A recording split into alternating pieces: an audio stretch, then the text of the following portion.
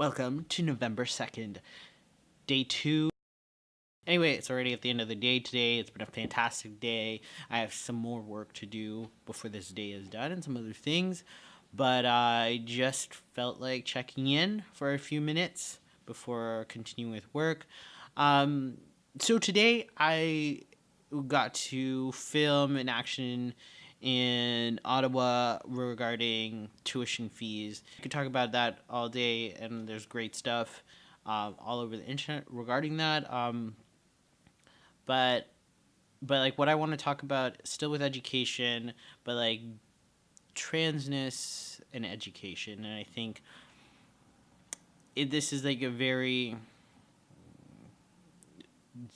rarely talked about intersection of what does it look like when, because there are trans students in various levels of education, and it goes beyond having bathrooms, it goes beyond pronouns, it goes beyond having a sticker on the door, it goes beyond having Trans Day of Remembrance events and things like that. It goes beyond just like safer spaces or women in trans centers. What does it mean to look at education, the way it intersects with transness in a holistic perspective? And this, like, it starts from what are the kinds of subjects that are accessible, not just like what can folks study, but also how are you teaching the material? And it's like transness shouldn't be limited to like a gender studies course.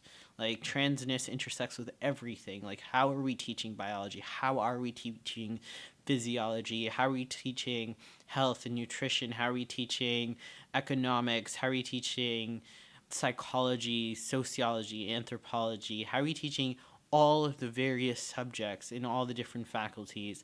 And how are we making space for transness and understanding that all the perspectives that are being taught are from a cisgender perspective?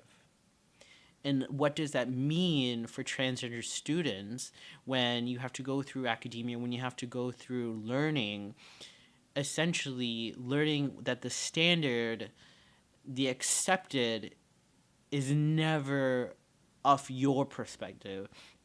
And your perspective is this other. Your identity is this other that there needs to be space made for, instead of understanding that there are both cisgendered and transgendered folks that live in this world, that breathe in this world, that study in academia, and all of these perspectives are important to understanding all the subjects. And for me, it's become even more frustrating, and especially the fact that I'm like, I want to go back to school, and the last time I was in school, I did not identify as trans, and I have no idea what this is going to do for my academic experience or the battles and the struggles that I will have to face, and not to like this is entirely ignoring the struggles and the battles I had to face previously when I did attend like university. But what does this added layer, and realizing that my perspective is not even a footnote to academia. So that's been on my mind a lot, and like I have no answers, but more I think is like a challenge being folks in academia, folks that are studying, thinking about accessibility that goes beyond bathrooms and pronouns and stickers on a door. Like that, literally those things, the way those things are talked about are to appease cisgendered guilt. They're helpful and they're great, but I think academia is still not safe for trans folks when the perspective that is held to be the standard, that is accepted, is only a cisgendered perspective. Yeah. So on that note, day 2, done. I need to go edit some stuff. But yeah, stay safe, stay beautiful.